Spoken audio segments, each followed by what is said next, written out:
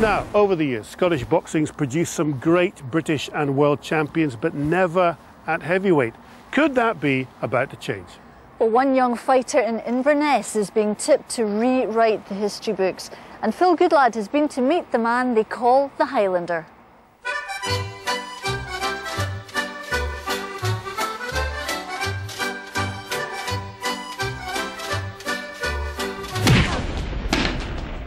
Tartan and whisky isn't all the Highlands produce.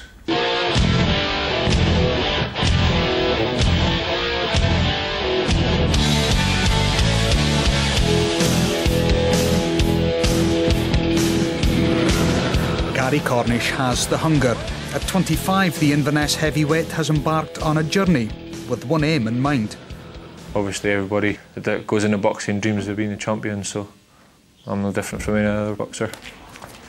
To achieve the dream, Gary dedicates himself 6 days a week to a punishing training regime. Alright Gary, this is the workout today. It's about number 6 in the routine. It should take us about an hour and 15 minutes.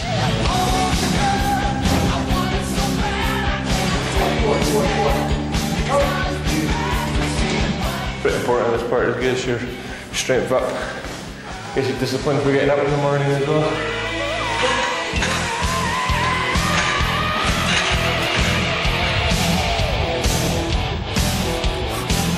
So after all that, you'd think Gary would go home to rest, right?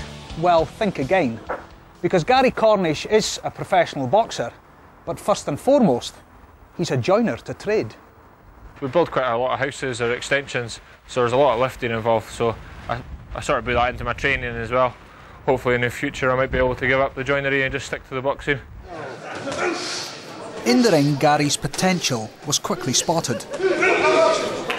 His trainer, Laurie Redern, used to be a pro himself and believes Gary has star qualities.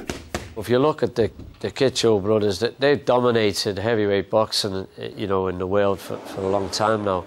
Being tall and having a good jab and moving. And Gary has that. He's the same height as the brothers, you know. He's got all the attributes that you want to be a heavyweight champion. But at 6'7" and 17.5 stone, Gary the Highlander Cornish has a major obstacle in his way. It's always been difficult to get heavier guys to spar, but professional sparring partners are going to have to be lined up and have been lined up, and that's just travelling. Either they're going to come to him or he's going to travel to them.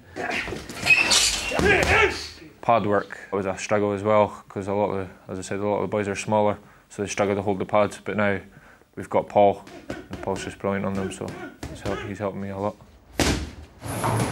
After a day's work as a joiner, Gary is back in the gym. I just box because I love the sport. Once you get in the ring, you just get a hunger for it, and you just want to do it more and more. But boxing isn't Gary's only pleasure. This is my pets. Bearded dragons are called. And what is that? My crickets. I'll just scuff away and all them. You can sit there and watch them for hours, you know. And it's not just bearded dragons with the ferocious appetite. Gary needs around 4,000 calories a day.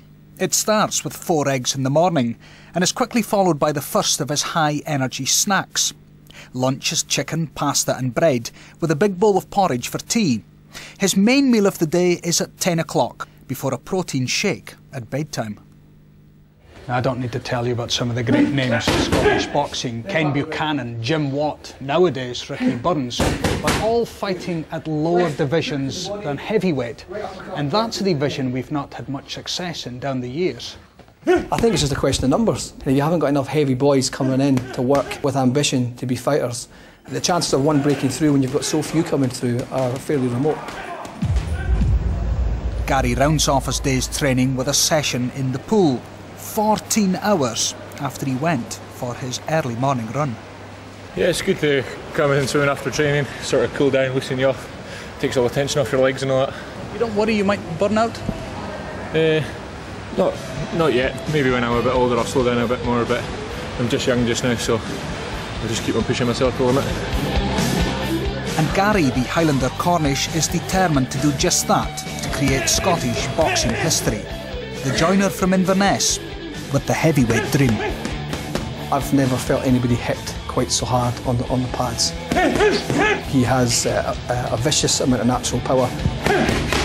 To be a British champion and be the Scotland's first ever British champion is going to be just something in itself, you know. You dream of it, but like I said, you're only as good as your last fight. I could go out the next fight and get knocked out, and then that's me back down the ladder. So I don't like to get ahead of myself ever.